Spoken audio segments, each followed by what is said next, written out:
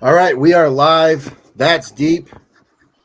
We just they just did the press conference, UFC 300. This is a big week, massive fight card. We got our guy Keg with us.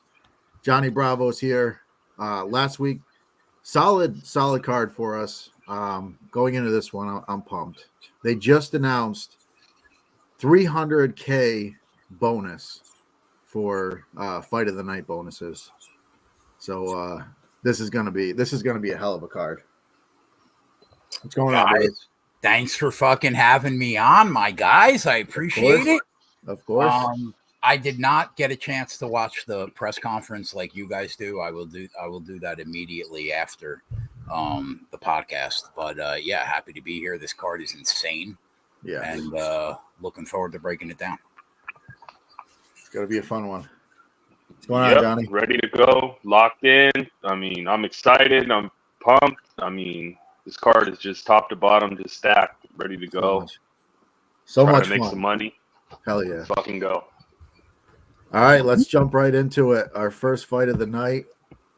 We have in the bantamweight division, we have Davison Figueiredo making his second fight in the bantamweight division against Cody Garbrandt. Keg, you are the guest of honor tonight, so we might as well start with you. What are your thoughts on this fight? My gut says Figgy by murder. I think I'm always going to pick Figgy by murder against the chin that I think has been shattered for the most part for the last few years. My one worry about Figgy not getting the KO is how low volume that he tends to be sometimes, and that kind of does worry me here. I'm not going to lie. I think that he could win a boring decision that is uneventful, as crazy as that sounds. And considering that they wanted this fight to open the card for a reason, and now you're telling me that there are $300,000 bonuses, maybe Figgy and Garbrandt just go berserker mode and they just swing until somebody drops. I think that if that happens, chances are Cody's going to drop first.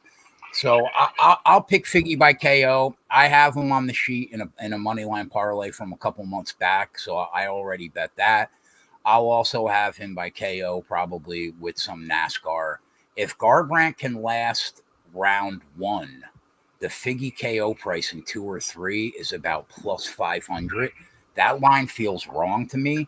However, like I said, if you look at Figgy's record, it's been a minute since he knocked somebody out. February 2020 against Joe Benavidez is the last time. But what I say to those folks is this. Look at the level of competition since that fight. 4 of the 6 fights that he's fought since that fight were against Brandon Moreno, who's absolutely unbreakable. And one of the fights he finished Perez by submission. So I can see Figgy getting a KO. I could see him getting a club and sub. I could see this playing out like the Font fight where Figgy's measured, doesn't try to kill him. But in that fight, when he hit Font with some jabs, he rocked him, bro. Yep.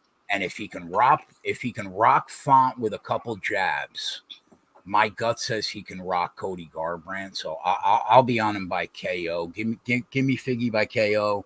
I might throw a little bit on the sub and decision also. I'm not sure. But yeah, love Figgy here. Big Figgy guy. He'll be tied to a lot of NASCAR. Johnny?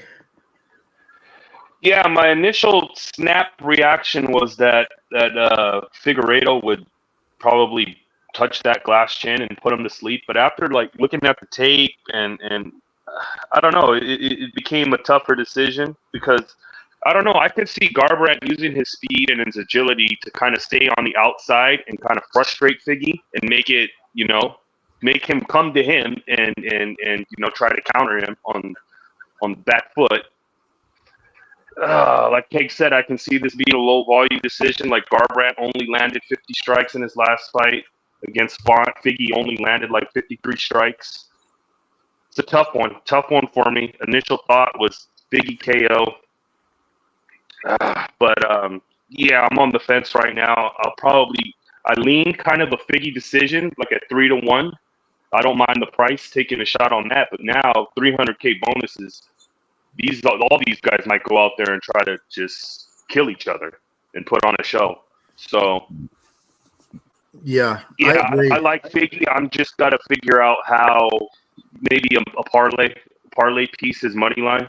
But yeah, I'll pick Figgy here. Yeah, when I was watching the tape back, I Garbrandt is very fast, and he could catch anybody. And Figgy's volume, like we said, is not super high. So I was like, I don't know, man, maybe Garbrandt. But then when Figgy hurt Font, man, that's a big deal to me. Font's a tough dude. He's tough to break. He didn't get him out of there, but I think if he hits Garbrandt like that, he probably does. And like you said, Johnny, with these 300K bonuses, I find it hard to believe that these two of all the fighters on the card are gonna play it safe. I really don't. And if that's the case, how are you not going to back Figueiredo's chin over Cody Garbrandt's?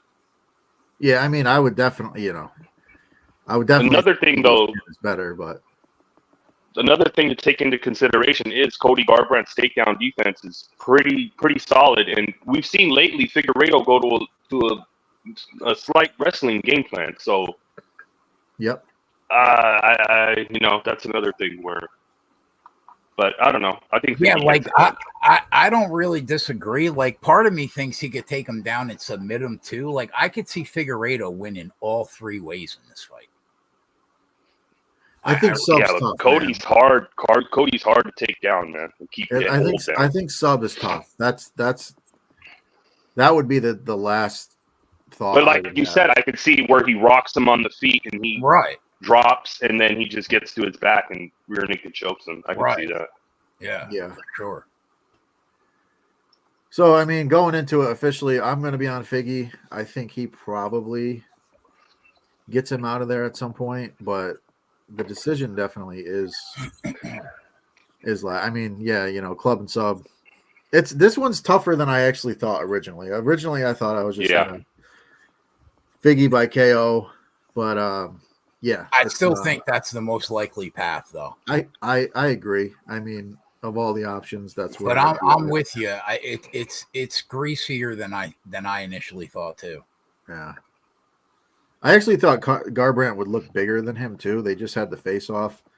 I didn't think Garbrandt didn't look as big as I thought he would have against Figgy. So when I saw him rock Font with a few jabs, I was like, Jesus Christ, man! If he could do that to Rob Font. Yeah, if he can make this a firefight, Cody, he likes to he'll sling him, and he leaves himself open. Yep, but he can, like you said, he can catch him and drop him too. Yeah, he can catch anybody. I mean, the dude's fast. He's super talented. Yep. He was a champion in this weight class. He's good. Yep. But yeah, I'm fading his chin. That's basically where I'm at. I'm fading his chin in this fight. All right, so we'll move on. Our next fight, another banger. Two vets of the game. We got Bobby Green taking on Jim Miller. This fight has been booked in the past. It never came to fruition. Jim Miller is looking to be the only guy to fight UFC 100, 200, and 300, which is pretty crazy. What are your thoughts here, Keg? I just keep thinking about the $300,000 bonus. Like that puts, like, from a betting perspective, that puts this whole card into a different light now. It really does change a lot. If you don't think people are going for that $300K, you're out of your fucking mind. Right. Yeah. It's life-changing money. I listen, God, if there's a God, Jim Miller wins this fight. And he gets the trifecta, and he wins at 100, 200, and 300. I think that Jim Miller has a great shot to win this fight. And I'll tell you why. If Bobby Green was coming into this fight off a normal decision, win or loss, I probably would have picked him here, and I probably would have bet him. Unfortunately, you can't unsee what Herb Dean did to Bobby Green at the end of that Turner fight. He took about 5 to 6 way too many shots to the head after he was already deaded. And that type I don't know if it was Herb, though. What? I don't think it was Herb. Who was it? I thought it was her. Some schmuck. I don't know who it was. No, it was I'm not. I can't. The name doesn't. My come to my mind, the head, but it name wasn't her. is escaping me right now. But Well, whoever it is, the guy's a fucking muppet because Yeah. like that kind of knockout could literally change your career. As a matter of fact, when you consider the miles that Bobby Green had on him already, the amount of fights he's been in, I bet you that he's probably a favorite for that chin to be changed. And for that reason, I think Jimmy's really live here. I'm picking him to shock the world and get it done. I see everybody and their fucking mother picking Bobby Green, thinking that this will be just another fight. And to me, if it was just another fight, I'd be on him too. But I think that this is the start of the downfall because that was really traumatic. And I think that Jim Miller is coming into this fight with a ton of steam, a ton of momentum. He maybe has never looked better. The fucking guy is incredible. So for that reason, I'm taking a shot. Give me Jersey Jim. I'm gonna say that chin's fucked up, and I think that either Bobby Green shoots a takedown because he's hurt and it's over, or Jimmy hurts him and it's over. I think that chin's gonna be changed. So I'm gonna pick Jersey Jim here. all right, Johnny, what are you thinking? Yeah, this is an interesting fight. Fun fight. I like both of these guys. Jim Miller, I mean, just a fucking warrior, savage. UFC 100, UFC 200. Now he's fighting on UFC 300. God willing, if there's no last minute fucking shenanigans like there has been in this fight in the past. Yeah, but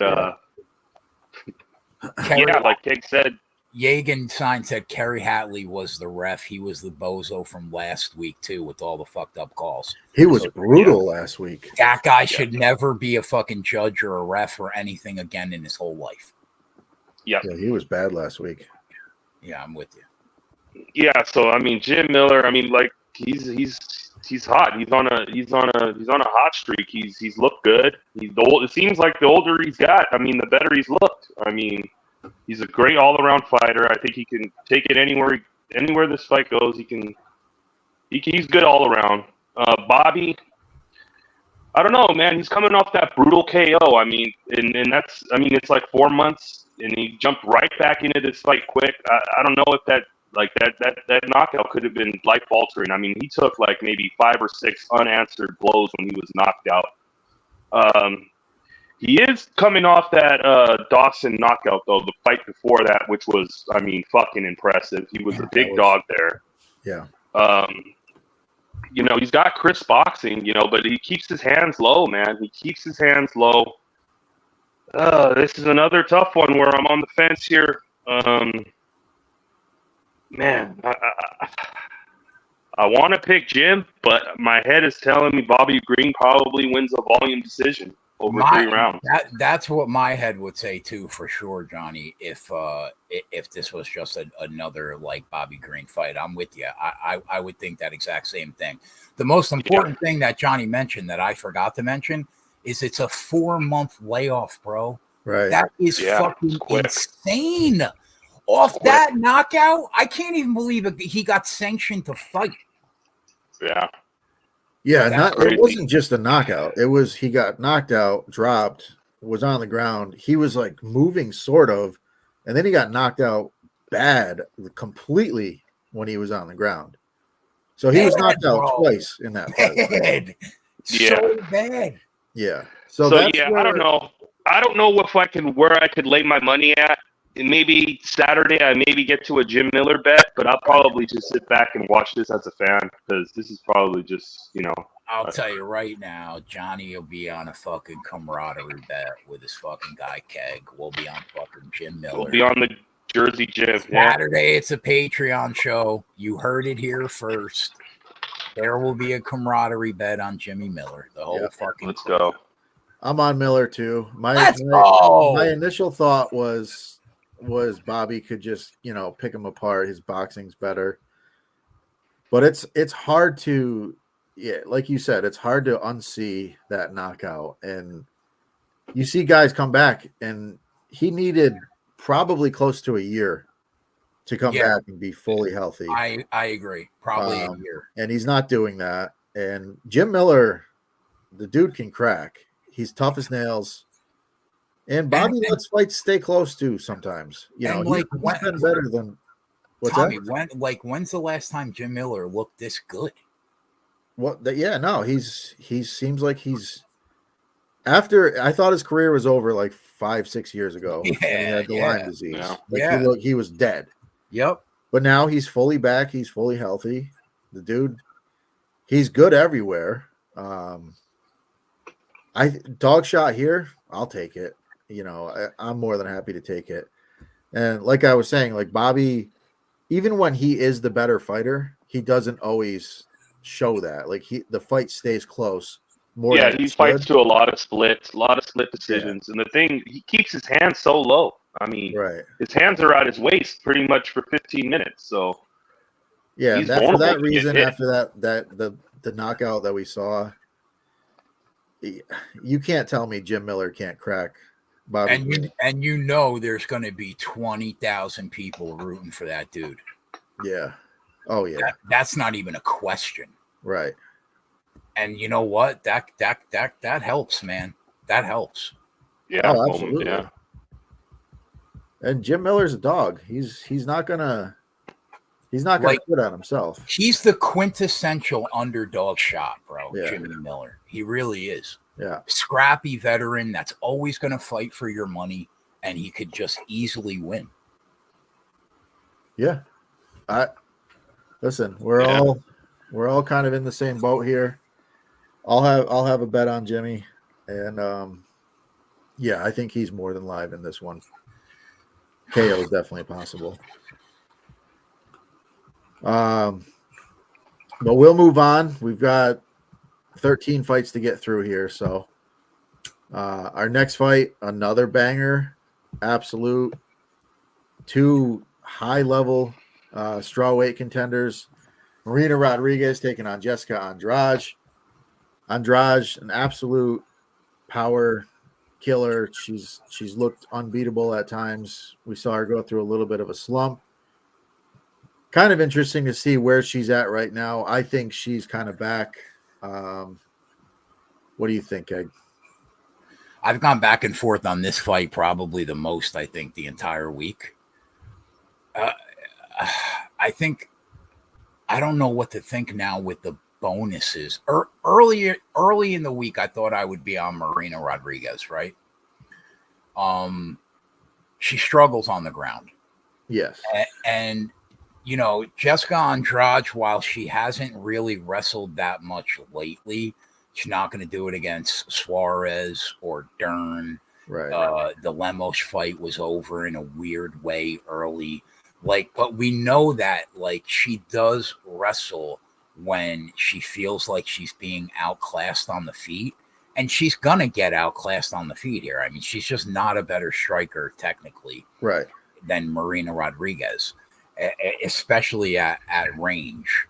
And, you know, Signed had mentioned to me that they trained together and Marina wants to fight. Andrade doesn't really want the fight. What that means, I don't know. My initial thought was Andrade was washed. Marina's striking's on another level. She's great in the clinch. She wins. But if Andrade goes the heavy takedown route, which she tends to do against strikers that outclass her, I think the fight gets way more interesting. And I think Jessica Andrade becomes way more live. But with the bonus, is she going to go for the takedown or is she going to just go berserker mode? Because if she goes berserker mode, she's going to fucking lose, bro. She's going to get starched by Marina Rodriguez probably. Well, she could go berserker mode, grab a hold of her, slam her, and then try to kill her on the ground as well. That's not out of the question. This is not a confident pick.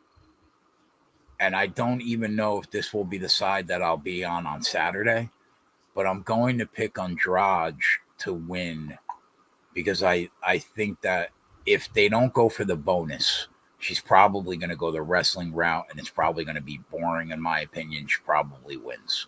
So I'm going to pick Andrade, but I don't know. I could see myself being on, like either fighter to get a knockout in round 1 or 2, like they have on FanDuel at plus money. I don't know. I have to rethink everything now because Dana White's a prick. Dude, it's crazy. Yeah, $300,000 bonuses change a lot. So I'll pick Andrade. I'm not confident. Johnny? Yeah, that's another interesting fight. I mean, everybody thought Andrade was washed. I was one of the few to actually back her against Dern. And she got the job done there, starched her, put her to sleep. Yeah, but I don't know. I think Marina's gonna outclass her on the feet. I don't know. I think Marina's gonna be able to put the volume on her, keep the distance. If she can prevent the takedowns, I think she easily wins a decision here. But you the could stay thing, on her feet, Johnny? You think? it's like a 70% chance she can, 30% chance she can't. But she might be able to if she gets a takedown, she might be able to get back up to her feet. But another thing, though, Andrade definitely has the power advantage, so she might land the more significant strikes on the feet, the more damaging blows. I definitely think Marina's going to have the volume on the feet. But Andrade is wild, man. She could easily get clipped here, as we've seen her before. She leaves herself open on the counters. Yeah, I'm going to go with Rodriguez here. I like Rodriguez. I'll be on her. Yeah, I'm rolling with Andrade here just on physicality. That was basically the differentiator for me. Are you worried about the bonuses? No, because I mean, if I had $300,000 on the line and I had to fight somebody that I'm a much better grappler than, I would take that person down and just beat the piss out of them. Like that would be the play for me. Like you can get a bonus by manhandling somebody and just putting them on the ground, beating them up on the ground. Yeah, but this fight, I think you're going to have to pretty much do something spectacular to get that bonus because there's a lot of fucking. Yeah, but I mean, if you're Andrade, like, are you gonna like? Obviously, she's got the power that she can knock her out, but she is at a bit of a disadvantage too because Rodriguez striking is really good. Yeah, it's clean. And there's a lot of people on this card that can get knockout finishes. I mean, the whole card can get knockout finishes. But like, Jessica Andrade has thrown people on their head and finished them that way. And that my worry is like, what is she fighting for at this point? Like, she's never getting a title shot again. Like, I don't know. Like, I could see her just trying to get that money, man, and going fucking nuts, and either getting knocked out or getting a knockout. Right. Like, I could see that too. But I'm with you, Tommy. I lean towards the physicality too. Yeah, I mean, that's, obviously we broke these fights down before we knew that people were getting close to $500,000 for a bonus. And that's just where I landed. I think the physicality is enough, and not everybody's going to get a bonus. I don't think, at least. So you do have to have some kind of sense about you. You have to be smart. Yeah. So my initial lean was Andrade. I think she's going to be more physical. That's where I'm at on this fight. So Keg, you're on Andrade. Johnny, you're on Rodriguez. Again, this fight's insane. Like it's a great fight. Every single one of the fights on this card, you could literally make an argument either way. Well, I say that, but I don't know about the Bo Nickel fight. But other than that, so we'll move on. Our next fight is in the lightweight division again. We've got Jalen Turner taking on Renato Moicano. Turner, an absolute giant for the division. Moicano, strong grappling, pretty well-rounded. What are we thinking here, guys? Yeah, I think that the fight's very simple to me. Like, if you're backing Turner, you think that his physical gifts are too much for Moicano to overcome. The power, the length, the hand speed. You say to yourself, Moicano's chinny. We've seen him get outclassed on the feet in fights that he's won before. We know that he could be hurt. And finally, you think that Turner's going to be able to stay on his feet when Moicano goes for the takedowns, which he absolutely will at some point in this fight. If you're on the Moicano side, you say to yourself, well, Moicano has looked very good recently. He was getting outclassed on the feet, and he was able to get the takedown. Brad Riddell was getting shots off, and Moicano got inside. He got the sub on him. And you know, those were fighters, even what's his face, Drew Dober. Those were guys with a low center of gravity where it tends to be harder to get in on the hips. Now, he's not going to have to go that low to get takedowns. He's going to try to get inside, probably either trip Turner or get a single leg and run the pipe on him. I think that if he gets the takedown, he probably wins the fight by submission. If he can't get inside on Turner, then he probably gets hurt badly at some point and it couldn't possibly get finished. And like the fight matches up pretty simple to me. The problem is picking the side that wins that battle, I think, is a much tougher call. Part of me thinks that Moicano's going to get hurt and he's going to be able to get inside and take Turner down. Sometimes Turner gives up his back when he's getting up to his feet. And I think if he does that against Moicano, it could be all over but the crying. So it's a tough call, man. I think you probably make money in this fight if you bet a full unit on Turner by knockout and a half unit on Moicano by sub. My gut says that you probably end up making either a half unit on the knockout or 2.5 units on the sub. I don't hate the Moicano sub in 1 or 2 at plus 650 or 2 or 3 at 10-1.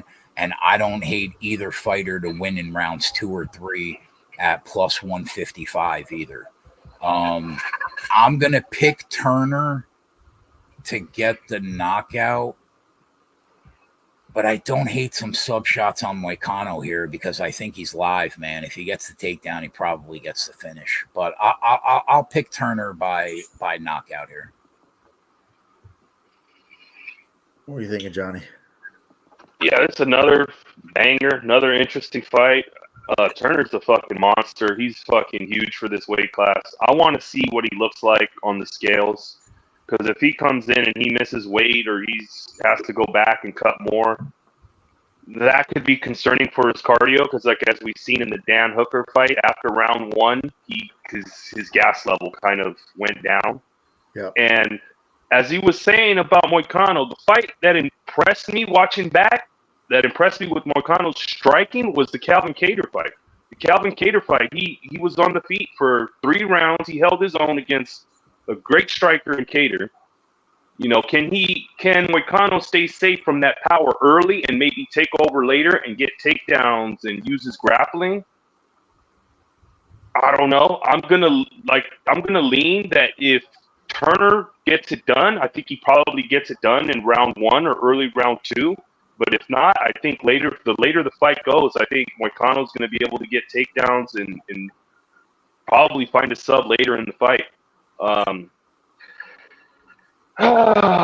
This is another tough fight. I'm gonna lean Turner KO, but I want to see weigh-ins to see how Turner looks on the scales and see if he's had a hard weight cut and see, you know, because we've seen his weight cuts affect his cardio before. So yeah, I want to wait till weigh-ins before I make a bet on this one. But initial lean is Turner, probably Turner KO round 1. Yeah, I agree. I think this is an early Turner fight, and then as it goes along, Moicano is definitely. I would think Moicano would be the side. I love Moicano. I'm a huge Moicano fan. I want to pick him here, but I just think Turner's takedown defense is pretty good overall. I know he will give up position if it does go to the ground. But initially he is kind of tough to take down. He's longer. He is dangerous. I mean, we're talking about Bobby Green potentially, you know, having a career-changing knockout, and the dude that knocked him out was Jalen Turner. So the guy's got power. He's dangerous. So right now I'm leaning Turner. I that's going to be my official play. I think he wins. I think he probably gets Moicano out of there. If it goes long, I'll probably have a live bet on Moicano because The cardio, I think cardio wise, Moicano is gonna have him. But again, like you said, we'll pay attention to weigh-ins, and if Turner struggles on the scale, I may switch over to Moicano just altogether because Like I don't mind the Turner in round 1 or 2. That you can get like minus 125, minus 130. I don't think that's a bad look. Turner round 1 is like plus 180 for me. So yeah, I lean Turner initially right now, but I want to see Wayne's. Yeah, that's kind of where I'm at. Officially Turner. I think we're all officially on Turner if we had to pick a winner. But yeah, if the fight goes long, we will be live and we'll be playing live bets. So Moicano maybe in the mix there. All right, we'll move on.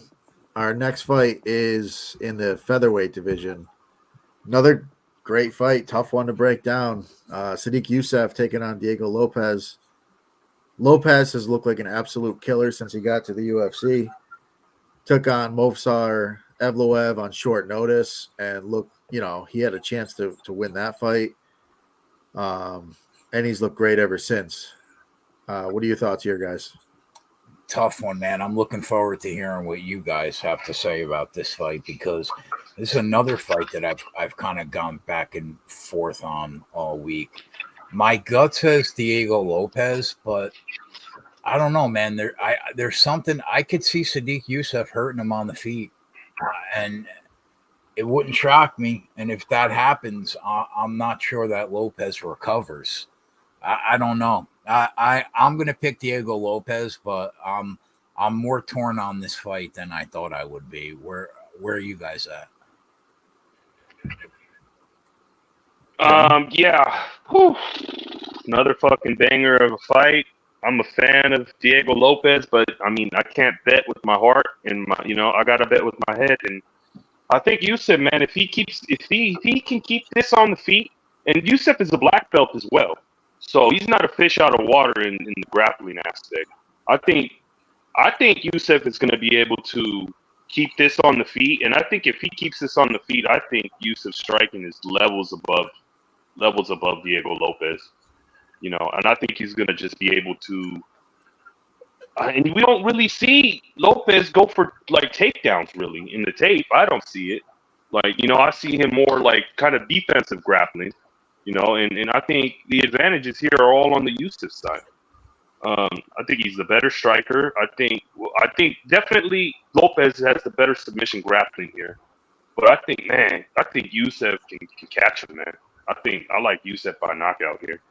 I kind of think that's live too. Like I could see myself being on Youssef by Saturday night. I don't know. I've gone back and forth, but yeah. I don't hate it. I don't hate it. Yeah, I'm drinking the Kool-Aid with Lopez. I think. I love Lopez. I'm a big Lopez guy, man. We like all are. Lopez, he's been very good to us all. Yeah. I think he can take a good shot. He can get rocked and find a way to survive. I think on the ground he's just he's a problem for anybody in the division. We saw that against Evloev. He almost had him submitted, and that dude, all he wants to do is grapple. So I'm leaning Lopez here. Youssef is tough, man. He's awesome. He's good everywhere. We saw he had a 5-round main event, 4 months ago or so. Looked good in that. Almost got an early finish there against Edson Barbosa, which is extremely impressive. I mean, if he puts that same onslaught he did in Barbosa in that first round, I don't know if Lopez can survive that. Yeah, I mean, I hear you. I don't know either, but the one thing I'd say about Lopez is doesn't it seem like that kid seems like the type of kid that shows up when the lights are brightest? Yeah. So far, I'd say yeah.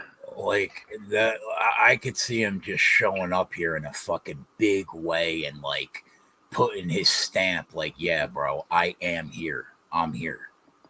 Like, but then again, I could see him. I think Johnny's right. Like, I could see him getting hurt on the feet badly, man. Like in round 1, 2, or 3 in this fight. So, like, I don't know. He's going to need that fight to get to the ground for sure. Yeah. Yeah, I mean Lopez, he's got power too. Obviously, Yusev, his striking is on another level. But man, that Yusev KO is tasty, man. Plus 385. That's not bad. I don't hate that. As a Lopez backer, I think Lopez is the real deal, though, for sure. Yeah, I do too. Yeah. I think this will be the best test to see where he's actually at. Because I mean, Yusuf's really good. The guy, he's very underrated. Not a lot of people know his name. Yes, but he's very skilled. He's skilled everywhere. I totally agree with that. I think a lot of people just see Lopez and what he's done, and they think, "Oh, he'll handle this guy." But like, this guy's fucking really good, bro. Like, look what he did to fucking Mike Davis. Like, I mean, he fucking beat the piss out of him. Yeah. This is a very good test to see where Diego Lopez is at for sure. Yeah. Yep. Absolutely. All right. Speaking of tests, we have a debuting Kayla Harrison taking on longtime UFC vet Holly Holm in the bantamweight division, which we've never seen Kayla below. I don't know if she's ever made below 150. I think 145. Yeah, she's made 140. Has she fought at 45? Yeah. Okay. Yeah. So UFC did some disrespect here. Doesn't even have a picture of her, but this one's interesting to me. I think Holmes live in this one, but what do you guys think? I think that Holly's been so good to all of us for so long over the years that she's been the one fighter that has turned 40 and not in the heavyweight division that just continues to find success. Unfortunately for Holly, I think that probably is going to come to an end. She's just never fought somebody as strong and as big as we expect Kayla to be on fight night in that cage. I think that the good news is that Holly said that the fight is 100% off if Harrison misses weight. Yeah. So we don't have to worry about like that intangible and unknown, which is, I guess, that's good. My gut says that Kayla is going to find the takedown success early, often. I think she could get a finish by either sub or KO when you consider how strong her top control wrestling game is. I think if she gets her down, she's going to be able to keep her down. I'm going to lean like Kayla sub in 2 or 3 at like 6.5 to 1. But it would not shock me to watch Holly survive and lose a dominant decision. But I think if Kayla has consistent time to work, I think she might be able to find a finish. So yeah, I just think in the end, the factor is going to be that like Holly's wrestling game is not bad. Her defensive wrestling game and her defensive takedown game is not bad. But she's never fought a fucking She-Hulk. And I think this girl is going to be like legitimately a fucking She-Hulk. Now, the one thing people say is, bro, settle down. Aspen Ladd went the fucking distance with Kayla Harrison. You know what? Fair fucking point. Aspen Ladd is atrocious. That being said, I still think she's going to be able to get her down. And like I said, sub in 2 or 3 at 6.5 to 1, probably the way that I would lean here. Johnny. Yeah, this is an interesting fight. A lot of unknowns we have here. Kayla Harrison, a lot of hype coming in on her. A lot of people wanted to see her in the UFC. They want to see her fight Cyborg. They want to see her fight Nunes. But ultimately, this is going to be the best level. I think the best level of competition she's fought. I mean, Pacheco, she's good, but I mean, she's not. I don't know if she's like UFC good. Like You know what I mean? Holly's been there. She's done that.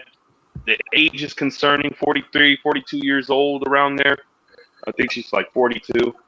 And then another variable I want to see how she looks on the scales. Harrison. I want to see if she can make that 135. This is going to be the toughest. She's never made in any competition she's ever competed in. She's never came in at 135. How is she going to look? She looks fucking jacked to the gills tonight. I mean, she's fucking ripped. I mean, her muscles are bigger than mine. You know what I mean? The only thing I disagree with what you said, Johnny, is Pacheco's better than Harrison, and she will fucking run through that entire division. Doesn't have a chance against her. She's the one that should have really came here. Because but she did beat her before too. Kayla did beat her before, and she did lose the so. Fair. But I just think that Pacheco is a fucking. It's just PFL level is a just totally different level from the UFC. She's fighting fucking bartenders in PFL. So the one thing you really can't.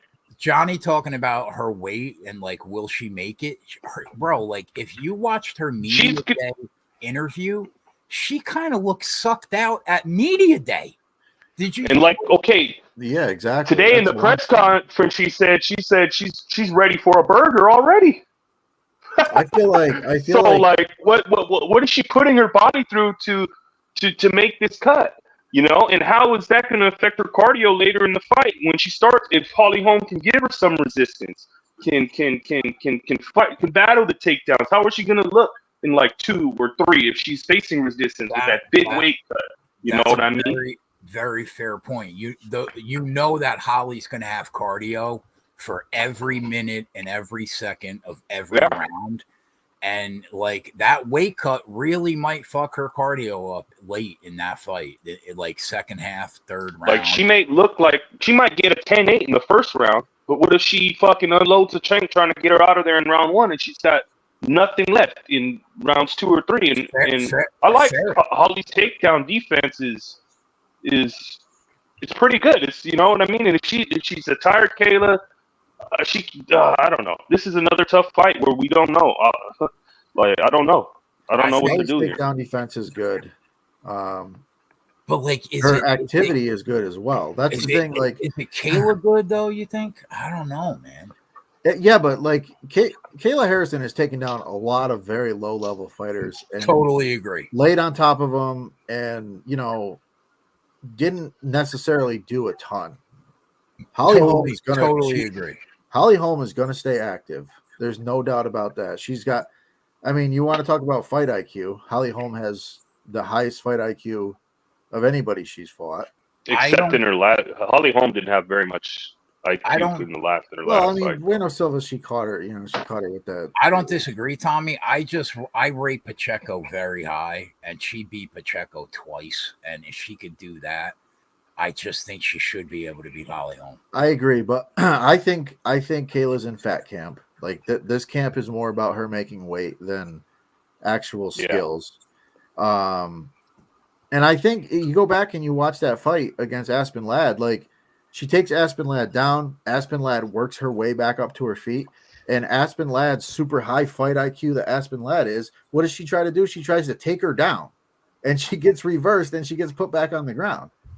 Like, there's not a lot to say about that Aspen Ladd fight. It was such a bad look for Kayla. Like you can't even defend it. It was just a bad right. Look. That's Yeah, this is a tough fight for me to have. Like, I just almost want to take the shot on Holm by decision at like plus fucking 600. Like, Sign just sprinkle a quarter unit jammy and just Sign said that's because you can't use elbows in the PFL tournament, so it's much harder to finish people on the ground. I guess that's fair. Yeah, that's true. But you can throw punches, you can throw knees to the body. There's a lot of stuff you can still do. You just can't go the distance with Aspen Ladd. You just can't, bro. My thing was, I thought Aspen Ladd basically did you go the distance? Yeah. Was it a I don't remember. I don't remember. It was just such a bad and look. Kayla actually looked tired in that fight as well. Like she looked tired, and Aspen Ladd was piecing her up on the feet a little bit, and then she got into a grappling. And maybe that's because Kayla is very good and she can get you into that grappling world, and no matter how tired she is, she can find the takedowns. I just think Remember what Holly's a happened smarter last time fighter. Holly fought a judo practitioner? What happened? The top level gold medal judo practitioner. The head kick that fucking changed everything. I Yeah. don't know. This is an interesting fight. I want to see how Kayla looks at the UFC level. I It's want going to to be see how interesting. Kayla looks on the scales, first of all. Yeah. I'm right now, my lean, I'm going to take a shot on Holly. I think she's more than live.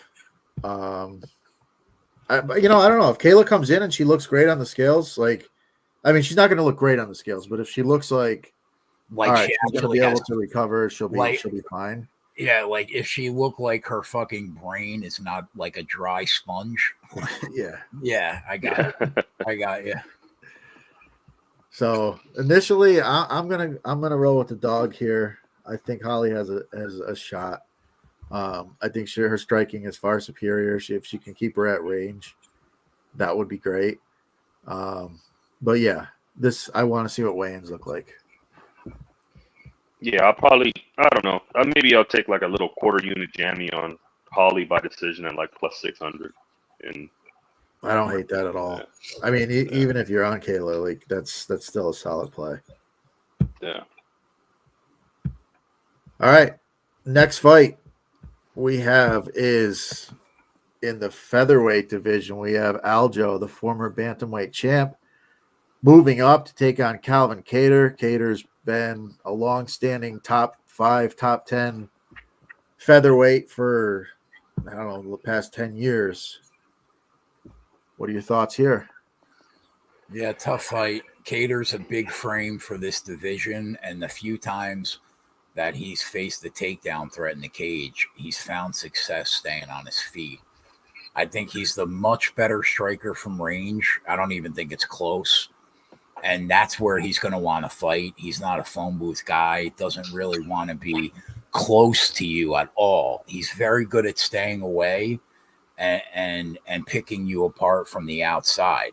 Now, we know what Aljo is, an elite wrestler, grappler. He might be now the best grappler in the division. I'm not a huge Evloev guy.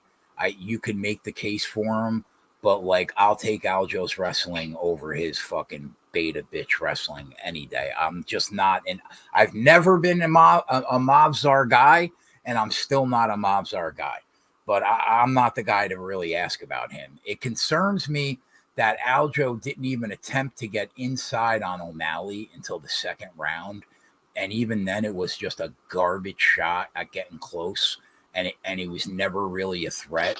I think that if he stands and he is content to strike, he's going to lose, and he's probably going to lose pretty badly.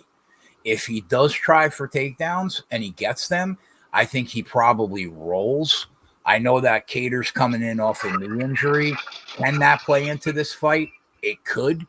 We'll have to wait and see. It's a tough one. I'm going to lean towards the wrestler and Aljo, but I don't feel great about it because if he stands, then I think he's going to lose a pretty easy decision here from Kattar. I'll pick Aljo, and I think if Aljo can get the takedowns, he's super live to get the sub. But yeah, I'll pick Aljo, but I think Kattar decision is more than live in this spot if Aljo doesn't go for takedowns. Yeah, this is another interesting fight. Aljo making his move up. He was a big, he doesn't have to cut all that weight now. He's a big guy, and he has a lot of muscle. He's a big dude, so I don't think the size is going to be a problem here in this fight. I think Aljo's going to want to utilize those leg kicks from the outside and kind of shoot in on a single leg or a double leg, maybe transition to the back, kind of like what he did with Sandhagen. Kattar, though, man, his boxing is crisp, but like Keg said, he's coming off that knee injury, which is like he's on an 18-month layoff. You're coming in here, stepping in with a high-level guy in Aljo. But another concerning thing that I've seen on Twitter is that there's some training pictures where it kind of looks like Aljo had staph on his elbow. And we saw what happened to the last guy that came in coming off like the staph, Benoit. I didn't see that. Is that a photo from this week? Yeah, it's been surfacing. So I mean, I got to maybe look into it more and see if it's from this week or from a couple weeks or whatnot. But I have seen photos of like the staph on his elbow. It's clearly, I mean, it looks like staph. Okay. Yeah, that's an interesting variable there. I mean, is he going to gas? I mean, we've seen Aljo have kind of cardio problems before in that Jan fight, but I mean, this is a 3-round fight. I could see where Aljo wins the first 2 rounds, and then he kind of gasses later on, and Cater puts it on him in round 3. I'm going to lean Aljo gets the takedowns and probably wins a decision or finishes the submission. I mean, yeah, but that staph is concerning, especially I was on Benoit, and we've seen how he just death gassed after 5 minutes. Yeah. That's concerning. I got to look into that more. But initial pick is going to be Aljo, probably by decision. Yeah, that's actually after that BSD fight. I mean, I've always been a staph fader in my past, but I went with BSD against my better judgment. And we have to confirm that. Yeah, I want to look into that more. I've never really been a big Aljo guy. Me either. Bro. I don't think he really does a whole lot. Maybe moving up a weight class helps. Maybe he's better off at featherweight, but I definitely think he's better off here. Yeah, he definitely could be. I like Cater here. I know he's coming off a knee injury, but dude's tough as nails. You think he's going to be able to stay on his feet? I think he can stuff some takedowns. I don't think he'll just stay on the feet the whole time, but I think he's good enough and tough enough to where even if he gets taken down, he's going to be active from the bottom. He's going to work his way back up. I just think he's an all-around tough fighter. He's tough to get out of there. And I think, like I said, I've just never been like Aljo. Even if he gets him down, I don't know what he's going to do. Like maybe he finds a submission, but I don't think he's going to get off a lot of ground and pound. I don't think he's going to just dominate from top position. Yeah, I think Cater's live. I think Cater's live in any fight he's in. And, this is a tough fight. I think Cater can get the job done here. The one thing I will say about it's been floating around this week, he's got like a 92% takedown defense. That's because he's barely been attempted to be taken down in the UFC. That's kind of a fugazi stat. But if we're being real here, I mean, Aljo's takedowns aren't he's not Khabib. His takedown. No, I don't disagree. I don't disagree, and I'm with you, Tommy. I've never been a huge fan of him, even though I tend to like wrestlers in general in MMA. I was never a big fan of him, and I'm with you. I think that if Cater can stay on his feet, he probably wins a very easy decision here. Yeah. But if he can't, shit's gonna get hairy, man. It's gonna get hairy. Yeah. No. Yeah. And I get that, but I mean, I'll take my chances with Cater. Just the style of fighter that he is. I think he can make a close fight look in his favor. Yeah, I don't know. We'll see. Maybe Aljo is better at 45, and he just comes out guns blazing. But I have to see it to believe it at this point. Yeah, that's fair. All right, we'll move on. We've got another just banger here, absolute banger here. Light heavyweight division, we got Yuri Prochazka taking on Alexander Rakic. Rakic, another guy coming off a knee injury. He's been off for quite some time.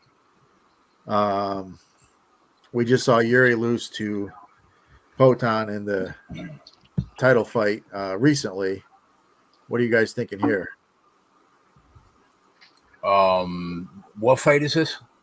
The Yuri versus Rakic fight. Oh yeah, I bet Yuri a couple months ago. It's on the spreadsheet because I thought that the odds were wrong. I thought initially that he would close a pretty solid favorite here, but people are backing Rakic more than I thought they would, and I guess I get it. Yuri doesn't check leg kicks, leaves that lead leg out there a lot. I think Rakic could probably find some success with a ton of early calf kick work.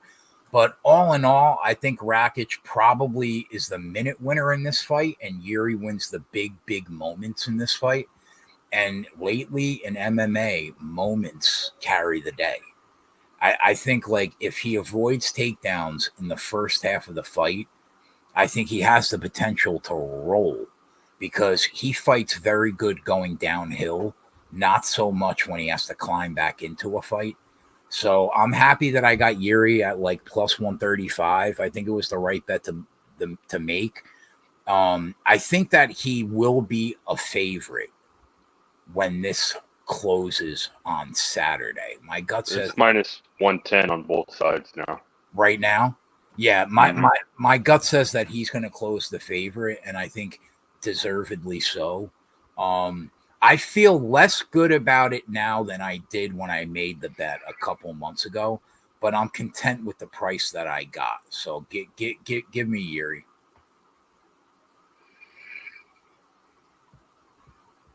Yeah, I'm not a big Rakic guy. I think he's a boring fighter. I mean, he is a good all-around fighter. I think he's good all around. I was on Jan against him. I kind of fluked that one in when he tore up his knee, even though I did think Jan was winning the fight to that moment. Yeah, I just think Yuri is a madman, man. He's gonna be walking forward. He's gonna be the one putting the pressure. He's a fucking madman. He throws wild strikes. I mean, look how he knocked out Dominic Reyes with that fucking vicious spinning elbow. He's unorthodox. He's gonna be walking forward. The leg kicks do concern me, but I don't see this fight going very long. I think it's Prochazka, and I think it's probably Prochazka early. I like the Prochazka KO. I like the Prochazka in round 1 or 2. Let's go, Johnny Brav. I like Yuri here. This is, Yuri all the way for me. Yeah, me too. Guys. Rakic is a decision machine. He's low volume. He's going to go for those takedowns at some point. He's got to catch. Yeah, I mean, I guess he could go for the takedown. I don't even think that's going to. If he's going to take. But as you've seen in that Glover fight, I mean, Yuri did well in making reversals and scrambles on the ground. He's not going to take him down and hold him down for 3 rounds. He's just not. Hope you're right. Yuri's going to come forward. Yuri's the high volume guy. He's got power. Obviously, he can be hit. We've seen it in a couple fights. He can get clipped. So Rakic could potentially catch him, but I mean, if I'm going to put my money on one of these guys, I'm going to put the money on the guy that goes forward. He's high volume. He's well-rounded. And again, Rakic coming off the knee injury, the guy was already low volume to begin with. Who knows what we're going to get out of him here? So yeah, give me Yuri. I'll take Yuri. I think he probably finds a finish. Yeah, I like Yuri KO. All right, so we're on the same. Everybody's on the same page there. Our next fight, I'm sure we'll all be on the same page here. We've got Bo Nickel taking on Cody Brundage. Yeah, I think Cody Brundage is terrible. The only reason he's still in the UFC is because he got that kind of fluke win against Malkoon. I just don't think you guys good at all. I think Bo Nickel's the real deal. What do you guys think here? Give me Cody fucking Brundage. Stop. No. Oh no. All right, but hear me out. I kind of like Bo Nickel round 2. Like I think Brundage isn't terrible at surviving on the ground to get over the hump to the next round. Like if I was betting the fight, I think I would take the shot at Bo Nickel round 2. But like I totally understand why Tommy's about to say, give me Bo Nickel and under a half round. I mean, the guy's right now is minus 240 at FanDuel to win in round one. What does that tell you? He's probably going to win in round one. However, I'll take a 6-1 shot that Brundage could close that guard and just maybe fucking last and squeeze out every second until he gets to the second round where he gets finished. I think it could happen. So I'm gonna say, give me the shot on nickel round 2 at 6-1 at FanDuel. I don't hate that. Yeah, this is it's how you want to bet on Bo. It's are you going to take the KO at plus money, or are you going to take the sub, which is juiced a little bit more? It's I don't know. I think it's Bo Nickel. Bo Nickel probably rolls them. I like the under 1.5 as a parlay piece.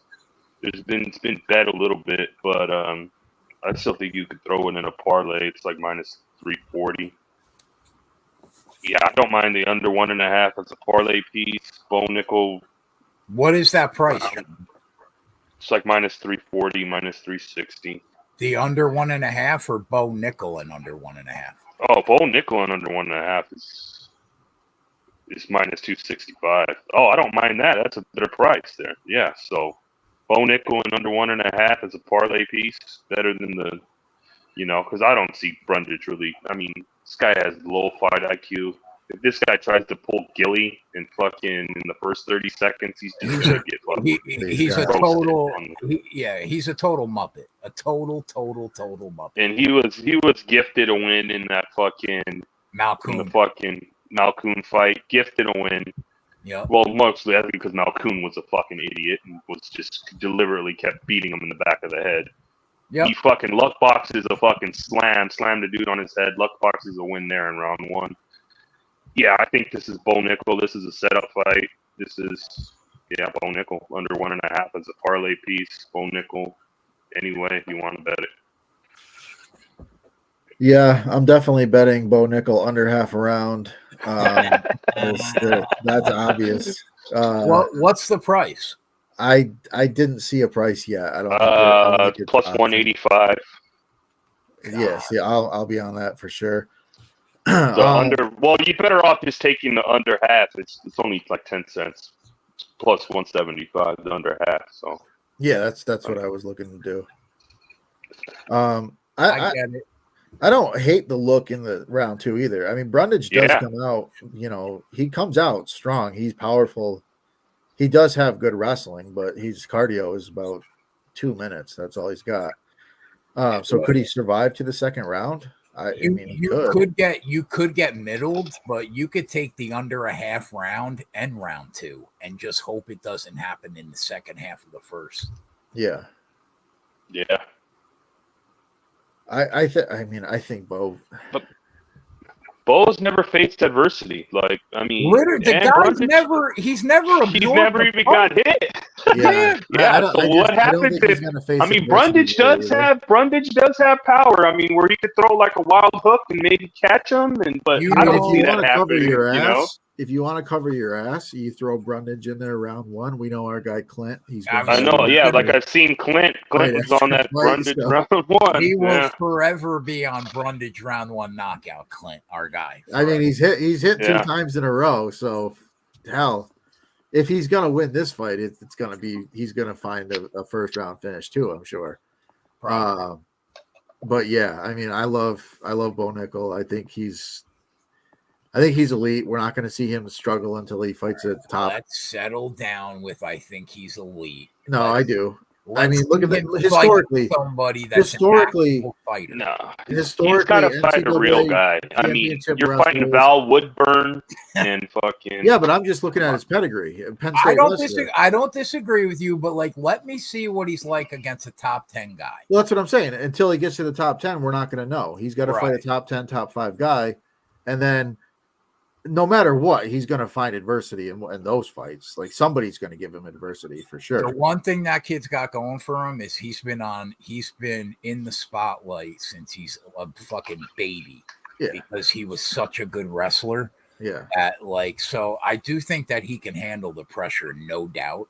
But let's see how he fights when somebody hits him in the face. I And then agree. another thing too, they booed the shit out of him at the fucking press conference. Did they really? Did they? I didn't see that. Yeah. Mm-hmm. Oh, I honestly, shut I don't the think fuck that up, signed. Jesus Christ. Yeah. I don't disagree. I mean, 2026, that's a long time from now. We're just making that call, and we don't even know if he can absorb a punch. I mean, look at what wrestlers have done in the history of the UFC. I get it, and I love wrestlers too, bro. I understand. It's why Makachev and Khabib own that division for years. I get it. But, like, let's see the guy absorb a punch. I hear you. I know. Trust me. I hear you. Let's see him in the second round. Let's But see him. I think he'll be.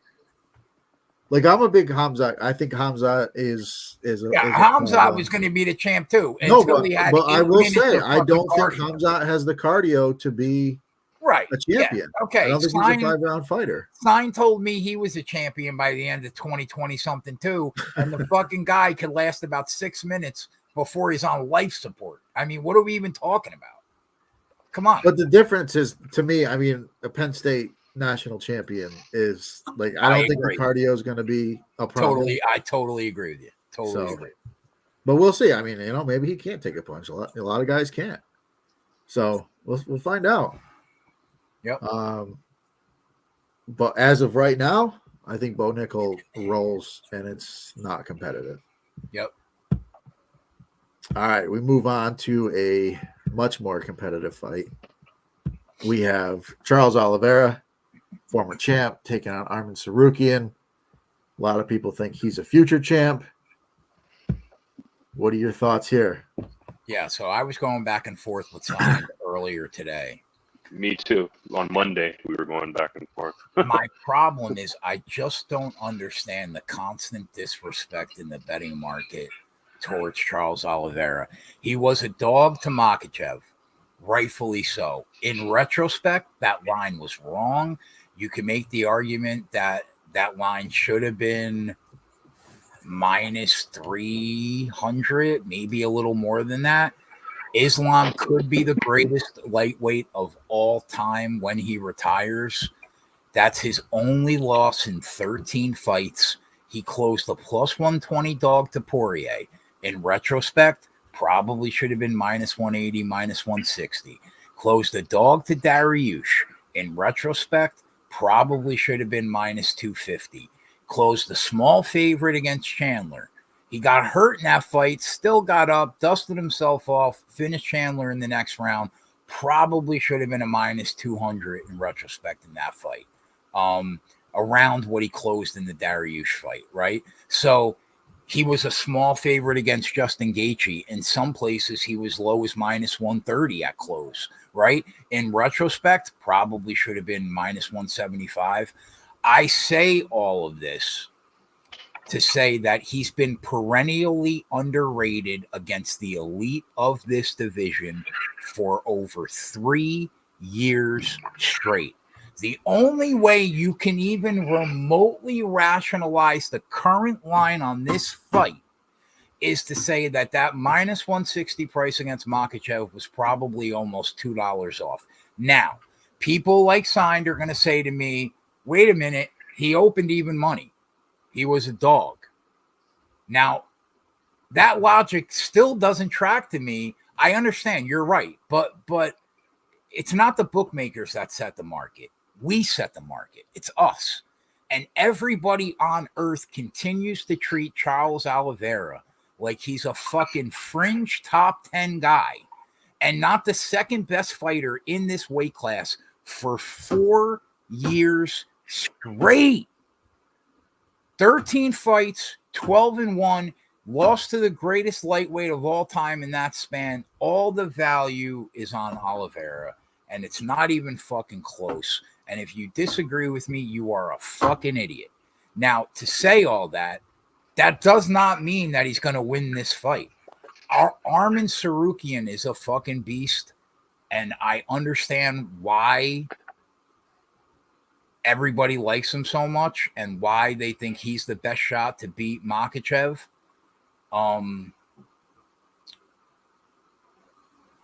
I think that the opening odds of this fight is truly what the market should have been in this fight. Because Sarukian is not a good striker. He made fucking Gamrot look like he can actually strike. He cannot.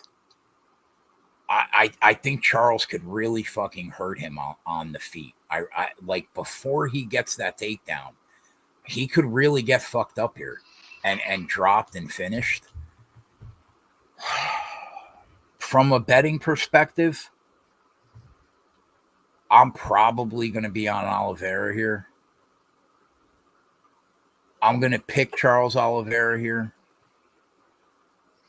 But I think the highest win equity in this fight, like the highest chance of what's actually going to happen, is probably Armin by decision. My gut says if he can get the takedowns. But this is a betting show. All the values on Oliveira. I'll probably be on Oliveira in some way. But yeah, the fight could go either way. Yeah, I'm going to piggyback off what you said here. I mean, I think the value is all on Oliveira. I think he's the way better striker. He can catch him on the feet. Like we seen, Sarukian got hurt by fucking Joaquin fucking Silva off fucking 2 days off the fucking couch. He fucking had him in a little bit of trouble there. He wobbled him, Fact. And Oliveira, that check left hook is fucking powerful, dude. And if he catches him, if Silva catches him, if he catches him like Silva did, it could be over. It's over. Yeah. You know? So, yeah, I got to go with Oliveira here at the plus 180. I wouldn't be surprised if Sarukian probably takes more money, so we could probably wait and get a better number on Charles. I don't mind the Charles knockout. The numbers come down a little bit. I had seen it like at plus 800. It's like plus 600 now. I don't mind that. I think strictly from the numbers, you got to go with Charles here. You know, Sarukian. I mean, could he get takedowns? And I hear the argument that Charles isn't good off his back, but I mean, I think Charles is perfectly safe on his back. I think Charles can throw up submissions and get transitions and maybe take the back and even get back to his feet. You know what I mean?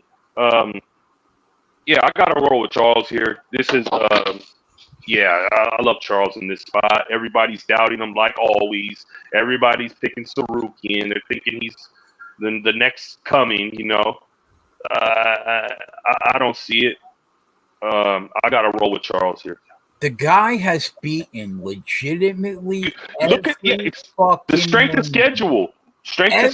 I mean, every name in the lightweight division that's been worth their fucking salt and at the top of this weight class for 4 years, bro, except Makhachev.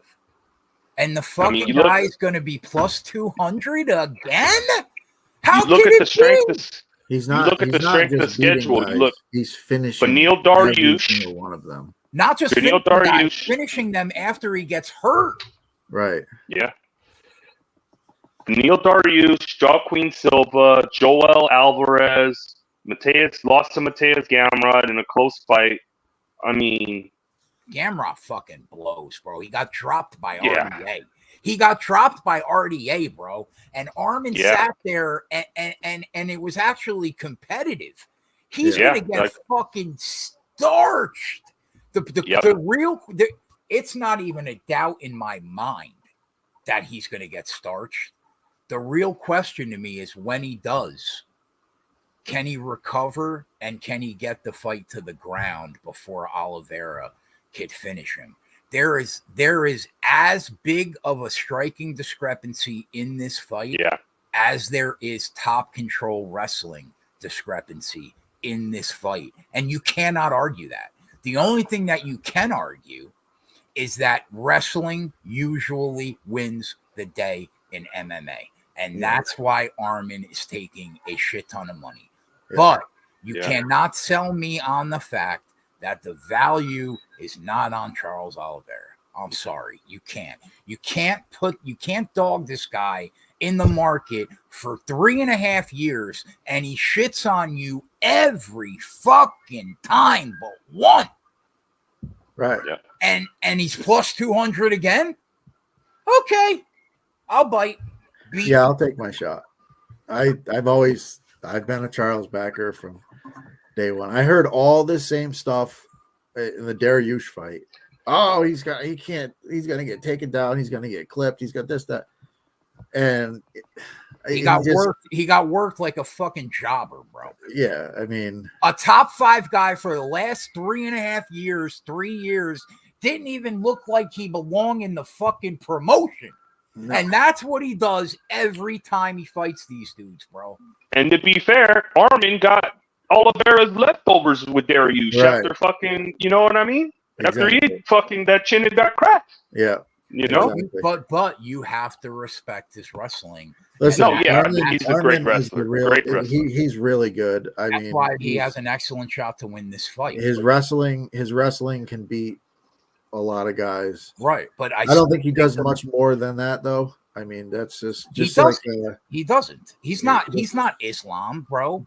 Like Gamrot. Yeah, I said the same thing about Gamrot. I don't think Gamrot's very good. I think he can take guys down and he can win rounds. We saw it against RDA. Islam is the total package. He's the best wrestler in the weight class, and he will fuck you up on the feet, bro. And he's huge. And Gamrot and Armin are not those dudes. No. They are not those dudes. But you know what, bro? The first time you get hit by Charles Oliveira and you realize that you're in a fight, odds are going to fucking change. The market is wrong. I don't care what. I don't care who wins this fight. The market's wrong. Johnny the Greek. You're wrong. I'm sorry, my guy. You're wrong. Yeah. Well, he's often wrong. So, all right. So we're on the same page here. We've got a few fights left. Our next fight is in the lightweight division. We're fighting for the BMF title. This is the first of the 3 5-rounders. We have Justin Gaethje taking on Max Holloway. Absolute banger. Love this fight. What are your thoughts here? Yeah, I've basically been Gaethje the whole way since the fight was called.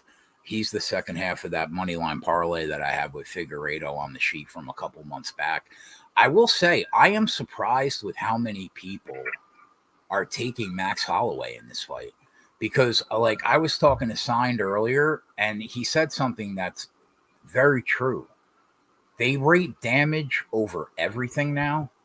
And like, you can't sell me on the fact that Justin Gaethje is not going to be the guy that puts the damage on Holloway. Like, can Holloway pepper Gaethje to death? Is that possible? I guess so. I guess it is. He probably has better cardio, but I just don't. I don't see how he wins the moments in this fight. And listen, does Gaethje have the power to finally be the guy that cracks this chin? I don't know. But if I was going to take my chances with one guy in the weight class, I'll take my shot with him. So yeah, I'm gonna pick Gaethje. I love Max, but I just think that Gaethje is the striking blows are going to be too damaging. I think he either is the first guy to crack him and knock him out, or he wins a decision.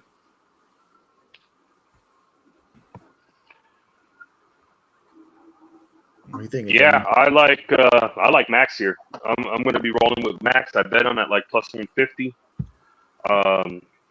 Yeah, I think that he had in the first fight he moved up to 155. He had like a 4-week camp. He didn't have the time to adjust to the weight class. Came in on short notice to fight that fight. Watched that fight back. Initially, from what I remember before I rewatched the fight, I thought Poirier beat him pillar to post, but Max had his moments in like the later rounds, the round 3, round 4. He had his moments, and I think Max is going to definitely have the better cardio later in the fight. He's going to be able to push a pace. He's going to land more volume. Now, the thing, Gaethje, the leg kicks could affect Max. We've seen that before.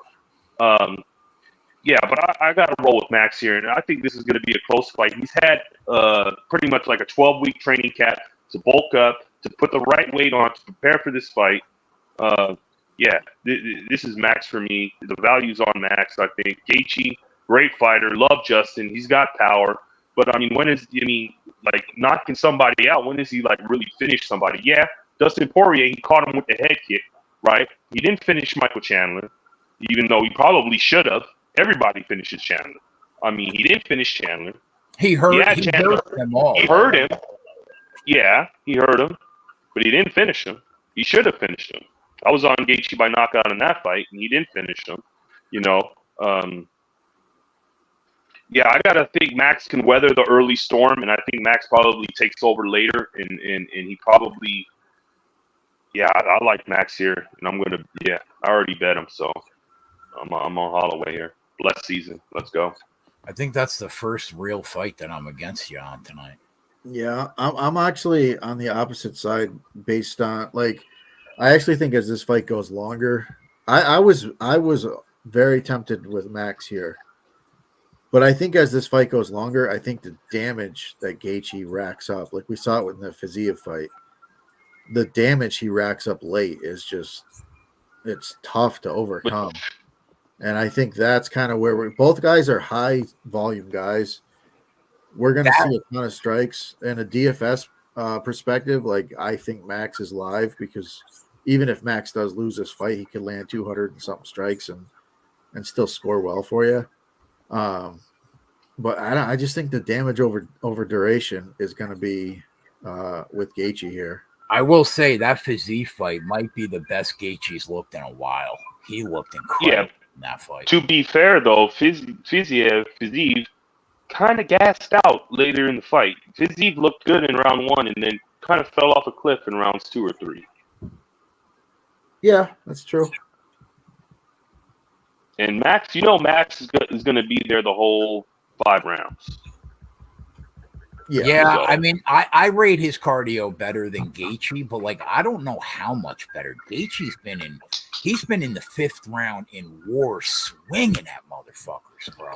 Yeah, I don't think how think effective has this, I mean, he throws a lot of looping shots, a lot of wild shit. I mean, he fucking ended Tony Ferguson's career. Yeah. I mean, come on. Yeah. He did. Yeah, he did. He did. After that fight, Tony was never the same. Yeah. I think you're right. I don't know why he doesn't, like, he should finish more people than he does, but, like, he hurts everybody. Sometimes, I mean, he's fighting elite fighters, though. That's true. That's true. And sometimes, like, you get somebody hurt and you swing to finish them, and it's like a fraction of an inch is the reason why you don't get the finish. Like, I think the fact that he hurts basically everybody that he's in there with except Khabib. Like, I think it's a big ask for Max in his fucking first fight in a long time at 155. But he could do it. It's fucking Max Holloway. It's a great fight. It's a really good fight. This is my main event. This is the fight I'm looking forward to the most.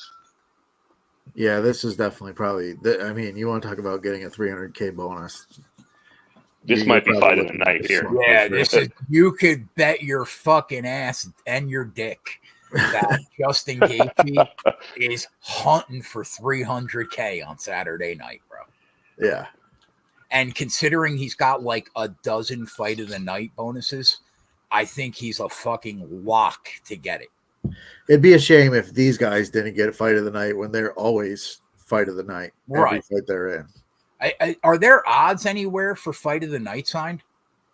Yeah, there usually is. It's usually offshore, though. Because, like, I want to know what this fight is to be fight of the night. I'd say it's probably the favorite. I would agree with that.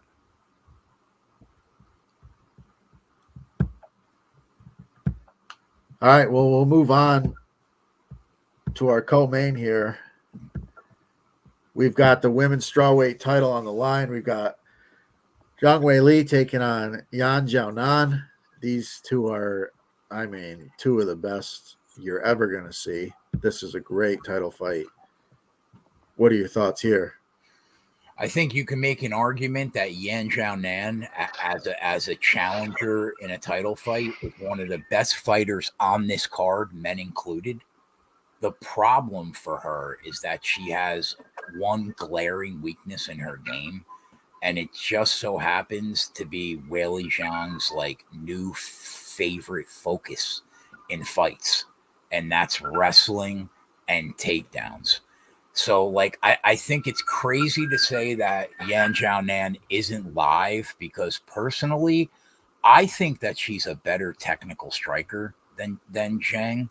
She doesn't have the power that Weili has, but I think technically she's a better striker.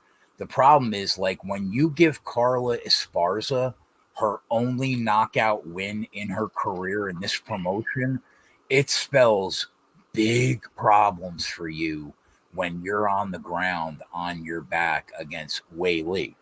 I think that you have to respect Weili's chin. She was only finished once with that head kick from Rose, which you can make an argument was fluky first minute of the fight. Aside from that, her chin's been rock solid.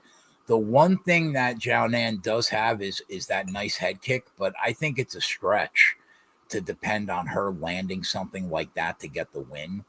So I'm going with Zhang. Even though I respect Jiaonan striking a ton, I respected Amanda Lemos's striking ability also, and we know how that went. The big question for me is, does she finish the fight? She couldn't finish against Lemos, right? But she dominated her. But, like, if you're getting finished by Carla, it's hard for me to not pick a ground and pound stoppage here by knockout. So I will be on her for sure. A couple bets that I like. I think the fight ends by knockout at plus money, period, is a solid bet because it gives you the Xiaonan side and her only win equity in the fight, in my opinion. And it also gives you a bunch of Weili Zhang's win equity as well. I also think that the Weili KO in 234 at plus 360 is probably going to be a bet for me, either straight, maybe tied to some NASCAR. I have to figure that out tonight when I'm in bed. But yeah, I think that this could be the most dominant win on the card because she might ragdoll this bitch for the entirety of the fight. But I'm gonna pick her to get the finish. I think she ground and pounds her at some point, probably 2-3. Maybe I'll bet something in round one. For a Zhang KO too. But yeah, give me Weili by knockout, by ground and pound in probably 2, 3, or 4. I'll be right back. I'm gonna get a drink. All right. Yeah, I tend to agree. I'm pretty heavily on Weili here. What are your thoughts, Johnny? Yeah, this is an interesting fight. Battle for China here. Two female Chinese fighters fighting for the championship. I don't think we've ever had this. It's interesting. I think relatively on the feet, it's pretty competitive, even on the feet. I like Yan strike. I like Yan striking. I like Wei Li striking. She probably has a little bit more power here. But like Keg was saying, it's Wei Li Nurmagomedov is how it's been lately. She's just been using that wrestling and just grounding these chicks. The Lemos fight. I mean, I did the Johnny special, the Johnny ladder, and I think I'm going to go back to it here. I already bet it. I bet the Wei Li in over 2.5. Wei Li 4-5 decision. Yeah, I think Yan will be able to survive, and I don't know. Yeah, I mean she looked decent on the ground. I mean Mackenzie Dern didn't really, she was able to survive with Dern on top of her. Yeah, I gotta think this is kind of similar to the Lemos fight, where I mean it's a lot of top control from Wei Li, and I think Yan can hang on and survive here, and yeah. Wei Li in over 2.5, and Wei Li 4-5 decision for me. Yeah, I like that too. I think it goes long. I think Janan is really good, and she can definitely survive. Whaley has looked like a killer at times, but yeah, she can. The fight. I think we're getting into rounds 3, 4, 5. Yeah. I think a finish could happen, but yeah, I think it's gonna be. I think it's gonna go long. All right, our Yeah. main event is again great fight, but again we've got a guy coming off injury. Jamal Hill taking on Alex Pereira. What are your thoughts here? Yeah, I mean, big Poatan guy. He's probably one of my favorite fighters in the UFC. Hill, fan of Hill also. I mean, two great strikers. I mean, Pereira, I mean, what can you say? I mean, came into the UFC, decorated kickboxer, beat Adesanya. I mean, he just shot up to the top. He knocked out Adesanya, and then he lost his belt, and then he moved his way back up in the light heavyweight division and won the belt here. Um, didn't beat the champ, but he fought for the vacant title, and he knocked out Prohashka. People are saying that it was an early stoppage, but you could clearly see Prohashka was probably going to just get destroyed. Pereira was on top. He was wobbly when he got up. I mean, Pereira was going to he had him in full mount. He was going to destroy him. So I don't think that was an early stoppage. I think it was a good stoppage there. Yeah, Yeah, that Poatan left that power in that left hook, those leg kicks. Volume can be worrisome sometimes where it is kind of low, but you have that equalizer to where that he hits you with that left hook and it's over. And Hill, I mean, coming off that Achilles injury, we've seen guys in other sports, they get that Achilles injury and they never come back the same. They lose a little bit of speed, they lose a little bit of agility. And what is it, like 8 or 9 months? He's coming back, 10 months, something like that, around yeah, there. it's a relatively quick turnaround. Quick turnaround. You blew your Achilles out playing basketball. I mean, yeah, I gotta go with Poatan here to get the job done. I like both fighters, but I'm gonna have to go with Poatan here, catching him eventually, probably in round 2, after those leg kicks kind of add up in round 1. You know, um, Hill was kind of poking the bear at the press conference. He came in with with the Necklace. stone head on the fucking chain, saying, Yeah. so he's poking the bear here. Yeah, I'm gonna have to go with Pereira by KO, probably in round 2 or 3. Okay, what's your thought? I know that Jamal Hill gets a lot of hate from fans for some reason, but I like this kid. I think he's a lot better than the general fan consensus opinion on him. I think he's an elite striker. I think he carries power, and he refuses to do anything in that cage other than stand in front of his opponent and bang. The dude's never attempted a takedown in the UFC. And I don't expect that to change on Saturday night, because when people are hurt by Alex Bahia, they usually aren't conscious to start going for takedowns. So if Hill wasn't coming in off the Achilles surgery, I think I would have been on him here for sure, for a couple reasons. One, eventually Alex Bahia is going to pay for the fact that he brings his hands down from his head during fights in the pocket way too often for it to not cost them in this division with the power that these guys have.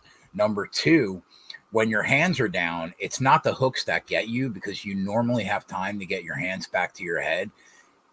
It's those straight punches that Jamal Hill throws right down the pike, that 1-2 over and over again, that he probably throws more straight punches than any other fighter in the weight class. And I think that's a liability for Alex Bahia and his striking defense. Now, I'm not saying that Alex is chinny, because if you look at the 1 KO he suffered from kickboxing, that guy wasn't even human, bro. I've never seen anybody be able to throw that hard for Never. that long in exchanges without gassing out. Everybody would have been knocked fucking dead by that guy. He had to have been drugged up on literally everything under the sun. But the Izzy KO he suffered, I think, is a little different because Izzy fucking deaded him, bro. And Izzy does not have earth-shattering power. He made his name on technique and he made his name on poise, not power. So for him to starch Alex the way that he did at 185, I think is concerning when you fight the big boys at 205 with power, because he hasn't even really been hit flush by a 205er yet that hard.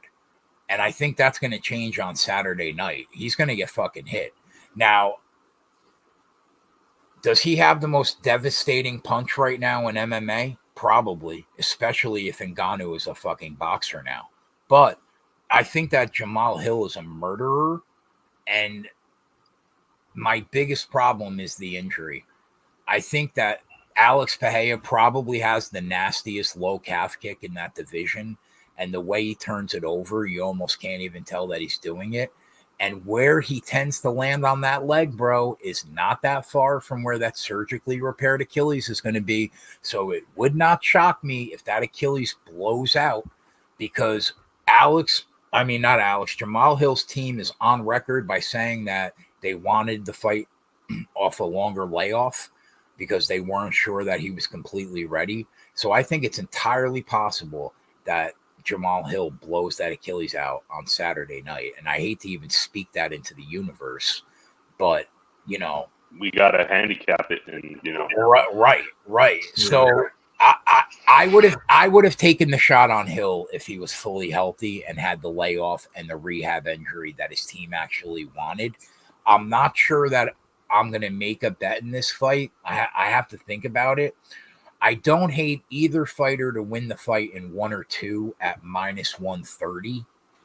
I also don't hate either fighter to get the KO in 3 or 4 at +330 if we think the fight has any chance to extend. My gut says it probably happens early with the way that they're going to be swinging for sure. I think Jamal Hill is super fucking live, but I'm gonna pick Alex Pereira. Not sure what I'm going to bet, though. Do you think that weight cut to 185 may have affected that KO by Izzy? Yeah, I think that's entirely possible. Yeah, because he was winning. He had Izzy on the ropes in that fight. He had that leg. He had that fucking well. leg beat up again. He was going to do the same thing to Izzy that he did the fight before. And that's a real problem for Jamal Hill. I mean, Tommy, you don't think that he's got a legitimate shot to blow that Achilles out on Saturday? Yeah, I mean, I do. It worries me a lot. I wish. I know our guy Clint has one of the biggest bets of his life on Jamal Hill. Yeah. I swear to God, bro, if he was healthy in this fight, I would have rode it with Clint because I really like Jamal Hill, but I can't do it here. I can't do it because that calf kick is such a weapon for Alex. I can't. I really could see this being stopped early from an injury. Yeah, I agree. I love Jamal Hill. The guy is an absolute killer. You're looking at the numbers, in terms of light heavyweight title defenses. You don't see a lot of consecutive title defenses. You don't see. And this year, we've seen a lot of underdogs coming through in 5-round fights. I would think if we are going to get, I guess, I don't know, the Holloway fight is live too with Max, but I could see Jamal Hill coming through. I could see him landing something big, but I can't. It's tough for me to back him coming off that injury with the time that he's had to recover. Against a guy who can throw nasty leg kicks, it's tough. It's really tough. So I think I have to go Pereira here. But like you, I don't know. I don't know how I'm going to bet it. I think either guy wins by knockout at some point. When that's going to be, I'm not sure. But yeah, I got to go Pereira. I just the injury is what's is the swaying factor for me. Yep, me too. All right, so that's it. We've had this is definitely our longest show that we've had so far. 2 hours. We've had every single one of these fights had a lot to talk about. You go either way. If you're going to do a long show, this is the card. Exactly. Yeah. Exactly. So we'll be live for the fights. Is a Patreon show, right? Yeah. So Friday night we'll be live for the public for the truck race. Saturday, we have PFL as well tomorrow too. Oh yeah, PFL too. Right. So that'll be going on during the truck race, and we'll be on our YouTube channel. Saturday at 1:30 we have an Xfinity race. That's a Patreon show. The pay-per-view card, also a Patreon show. And then Sunday, the Cup race will be live on the YouTube channel. And Friday night, tomorrow night, after the truck race, Coop and I will do the NASCAR podcast. First half public, second half Patreon. So yeah, we'll be live all weekend long. And then in May, that the Tuesday night baseball show is coming back. Holden, Kushner, and Matt are going to do that show on Tuesday nights. So that'll be good too. That'll be. I love that show. Yeah, that'll be on the YouTube channel. So yeah, we'll be live all weekend. Saturday will be Patreon. Other than that, we'll be free, and hopefully we continue to build on last weekend. Coop had a 220-1 shot get home. So he's had a great start to April. Matt's up in baseball in April. Sean's doing well in soccer. Johnny boy, I haven't seen you put any plays on the sheet lately. I haven't. You haven't added me lately, so. What do you mean? I sent you the thing, bro. On the I don't get it in the email. I don't get it. Patreon version 3.4. You should have an email that says, "Hey, bud, here's the spreadsheet link." And maybe it gets lost in there. I keep because I try to access it and I can't get it. The email is the ESP Flats, right? Yes. Yeah, that's the one. I'll resend it to you. I'll resend it to you after the show. All right. But thanks for coming to hang with us tonight, Keg. We appreciate it. Thank you for having me, boys. And my bad, Coop said 230-1, not 220-1. If you guys want to join Patreon, there's a link on our Twitter account. There's a link in the description of the video. You're more than welcome to join. $30 a month, costs you about a cup of coffee a week, and you get a ton of live content. And for the most part, we win. Not the start that I wanted the last 2 months, but we win a lot more than we lose. So, yeah. Get right this weekend. We're going to make money this weekend. Yes, let's go. Yep. All right. So that's it, Johnny. If you got nothing else. No, we're good. See you guys tomorrow night. We'll be live, and that's it. Thanks everybody for tuning in. Tell a friend, share this video, and until next time, good luck on the weekend. Later, boys. Laters.